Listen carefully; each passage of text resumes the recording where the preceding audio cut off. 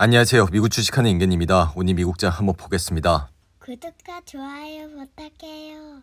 오늘 시장은 이스라엘과 이란 간 휴전으로 중동 사태 불안이 완화된 가운데 시장에선 지난 이틀간 단기 상승 피로감의 쉬어가기 장세가 연출됐고 이로 인해 3대 지수는 혼조세로 마감하는 모습을 보여줬는데요. 그럼에도 불구하고 엔비디아는 사상 최고치를 경신하며 시가총액 1위 자리를 다시 꿰찼고 주가는 장중 내내 상승을 하면서 신고가인 154달러를 기록하는 모습을 보여줬습니다.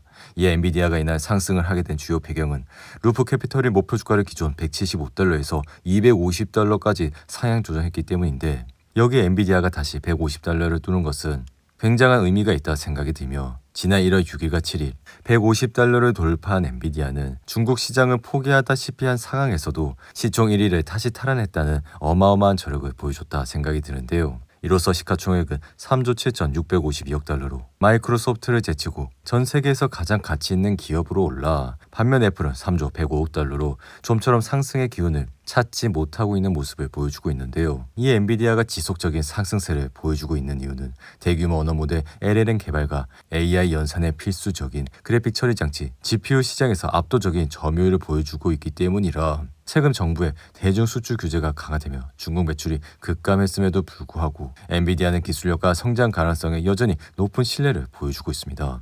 이에 마이크로소프트와 메타, 알파벳 그리고 아마존 등과 같은 주요 고객사들도 AI 관련 투자를 계속해서 확대하고 있어 이들 기업은 엔비디아의 전체 매출의 40% 이상을 차지하고 있기에 엔비디아는 지난 5월 발표한 실적에서도 전년 동기 대비 69% 매출이 증가하면서 특히나 데이터 센터 매출은 73%나 급증해 전체 실적을 견인하는 모습을 나타냈습니다. 여기에 올해 연간 매출은 전년 대비 53% 증가한 2천억 달러에 이를 것이라는 전망도 나와 결국에는 이러한 기업의 실적이 폭발적인 성장세를 나타낸다면 주가가 현재 상태에서 머무른 일은 전혀 없을 것이라 말씀을 드렸는데요. 이로 인해 엔비디아는 지금 신고가를 달성했음에도 불구하고 월가의 애너들은 매수 의견을 유지하고 있고 현 주가보다 평균 목표 주가도 13%나 낮은 수준이라 향후 12개월 이익 전망치 PER은 31배로 나스닥 100 지수의 평균 27배와도 큰 차이가 없다 생각이 듭니다. 이에 이전 영상에서도 말씀을 드렸지만 AI 기술 경쟁은 올해도 그리고 2026년에도 이어질 예정이라 엔비디아의 성장은 다시 탄력을 받고 시장의 지배력도 점점 더 강화될 것이라 생각이 드는데요. 이에 우리는 이번 주식장에서도 보셨듯이 이러한 기간 즉 지난 4월 관세 정책으로 인해 좋은 주식들이 폭락을 했을 때 그러한 기간대만 모아 가신다고 하더라도 지금 좀 엔비디아 수익은 굉장히 높을 것이라 생각이 듭니다. 그리고 이러한 경우가 앞으로도 꾸준히 있을 것이라 생각이 들어 만약 여러분들이 극도의 공포 기간 때 좀처럼 투자를 못한다면 그냥 매달 엔비디아 주식을 꾸준히 모아가면 된다 생각이 드는데요. 반면 테슬라는 이날 하락을 하면서 327달러까지 내려왔고 장중한 데엔 5% 이상 하락을 해 320달러대까지도 내려가는 모습을 보여줬습니다. 이에 테슬라가 이날 하락을 하게 된 배경은 로보택시 이벤트가 소멸이 됐다는 것과 유럽에서 5개월 연속 판매 감소를 기록했기 때문이라 할 수 있는데요. 이에 머스크는 올해 들어 정부 효율부 수장을 맡아 두드러진 정치 행보를 보인 것이 유럽 소비자들의 반감을 산 데 더해 중국 전기차 업체들의 약진이 테슬라에 지속적인 타격을 준 것으로 분석이 된다 할 수 있습니다. 이에 테슬라는 유럽 전기차 시장의 성장세에도 5개월 연속 판매 감소를 기록해 위기감은 점점 고조되고 있고 중국 전기차 업체들이 저가 공세를 강화하며 시장 점유율을 빠르게 확대를 하고 있어 이러한 현상으로 지금 테슬라는 유럽 내 입지는 점점 더 좁아지고 있다는 것을 나타내고 있습니다. 이에 5월 유럽 전역 내 신차 판매는 13,863대로 전년 동기 대비 27.9%나 급감했고 같은 기간 유럽 내 전기차 신차 판매가 193만 3,493대로 전년 대비 27% 증가하며 강한 성장세를 보인 것과 달리 테슬라는 5개월 연속 판매 감소가 이뤄지고 있다 할 수 있는데요.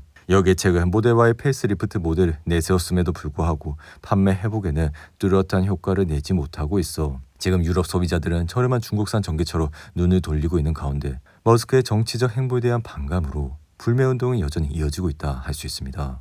이에 어제 영상에서도 말씀을 드렸듯이 테슬라가 350달러를 뚫지 못하고 하방 압력을 받았기 때문에 단기간의 하락을 멈추기 위해선 350달러를 빨리 돌파해야 된다 말씀을 드렸고 만약 이러한 저항선을 돌파하지 못한다면 테슬라는 다가오는 실적 전까지 상승에 대한 재료는 부족해 지금은 로보택시에 대한 상승이 단 하루로 끝나 주가는 로보택시 발표 전 327달러까지 내려오는 모습을 나타내고 있습니다. 이에 테슬라는 그동안 모멘텀으로 인해 주가를 크게 상승을 시켜 367달러까지 올라왔고 이제는 다가오는 2분기 실적이 테슬라 주가의 방향성을 나타낼 것이라 생각이 드는데요. 한편 나스닥은 이날도 올라 단번에 19,973선까지 올라왔고 장중한 때 2만 선을 돌파하면서 여전히 우상향을 하는 모습을 나타내고 있습니다. 이에 지금의 상황은 휴전은 다시 불안정할 수도 있지만 그런데도 기관과 투자자들은 전쟁이 종식될 것이라는 확신을 통해 나스닥은 다시 상승을 하고 있다 생각이 드는데요. 여기에 트럼프는 휴전을 위해 팔을 걷고 나서고 있어 유가는 하락세를 나타내고 있고 이에 이제는 이스라엘과 이란의 위험이 사실상 해소되면서 증시는 사상 최고치를 향해 행진을 하고 있다고 할 수 있습니다. 이에 따라 지정학적 위험이 사라진 상황에 증시는 다시 거시경제에 주목하고 있고 이에 저의 생각은 지금은 견고한 거시경제 지표와 긍정적인 매출 그리고 주당 순이익의 성장, 완화되는 무역, 전쟁 발언 등을 근거로 단기 강세로 관점이 전환됐다 생각이 들며 시장은 최근 지정학적 혼란을 딛고 일어나면서도 강한 경제와 양호한 기업 이익의 잠재력을 시사해 이번 강세장의 지속적인 마지막 요소는 기업들이 결국 돈을 잘 벌고 있는지가 될 것이라. 그리고 단기적으로는 7월 3일 6월 비농업 고용 발표와 7월 9일 상호관세 유예 만료가 핵심이 될 수 있어 지금은 신규 고용이 10만 개를 넘고 상호관세 유예가 연장되면 큰 문제 없이 이러한 사항들을 지나갈 수 있을 것이라 생각이 듭니다.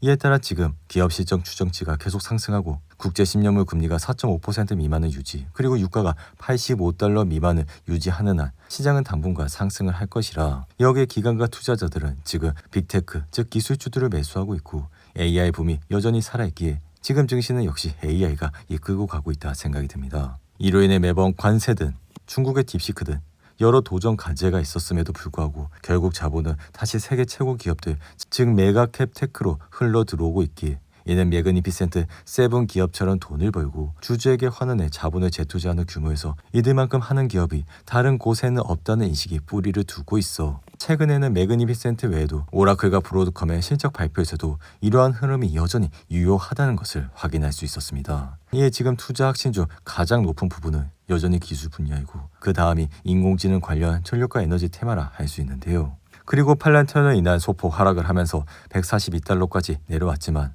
장중한 땐 147달러까지 올라가 다시 한번 신고가를 달성할 수 있을 것이라 기대감을 반영했습니다.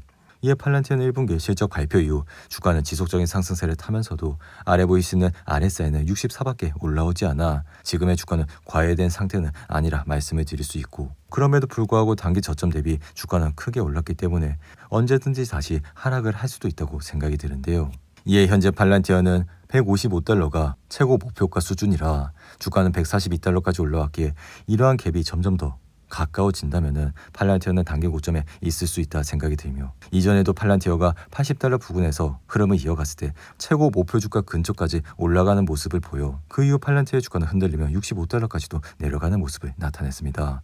이에 이러한 현상은 이번에도 나타날 수도 있기에 이러한 것이 나타날 수 있다는 것을 염려하고 우리는 투자를 해야 된다 생각이 들며 이에 팔란티어가 고점을 찍고 다시 내려오게 된다면 우리는 좋은 가격에 팔란티어를 다시 매수할 수 있을 것이라 생각이 드는데요. 이어 최근 미국 주식에서 가장 핫한 주식이었던 서클은 이날도 하락을 하면서 낙폭을 키우고 있고 최근에 미 상원이 디지털 토큰 관련 법안을 통과시켰다는 소식에 힘입어 급등세를 이어왔지만 지금은 다시 관련 규제 도입이 향후 신규 경쟁자 유입을 촉진할 수 있다는 분석도 나와 투자 심리는 급격하게 위축되고 있는 모습을 보여주고 있습니다. 이에 서클은 이틀 연속 하락세를 거둬 단번에 198달러까지 내려왔고 서클을 보셨듯이 이렇게 주가는 계속 오르는 것이 아닌 결국에는 제자리를 찾아가는 모습까지 보여줄 수 있어 오늘 밤 다시 주가가 상승을 할 수는 있겠지만 상장을 한 주식이 1년이 되지 않는 상황에서 주가는 큰 변동성을 가질 수 있기에 이러한 것에 투자를 하고 싶다면 정말 소량의 주식만 사서 투자를 해보고 경험을 쌓는다고 생각을 하시고 투자를 하는 게 낫다 생각이 드는데요. 이어 메모리 스토리지 제조업체인 마이크론은 장 마감 직후 내놓은 3분기 실적이 시장의 예상치를 상회하며 거의 3% 가까이 상승을 하고 있고 이렇게 된다면 엔비디아 주식 그리고 국내 주식인 하이닉스 역시 좋은 흐름세를 이어갈 가능성이 굉장히 높다고 생각이 듭니다. 여기에 접자체 제조업체는 마이크론의 분기 실적 발표 이후 6% 이상 급등했고 밀러노 역시 4분기 순매출이 9억 6,180달러로 전년 동기 8억 8,900만 달러 대비 8% 증가해 주가 역시 9% 가까이 상승을 하고 있는데요.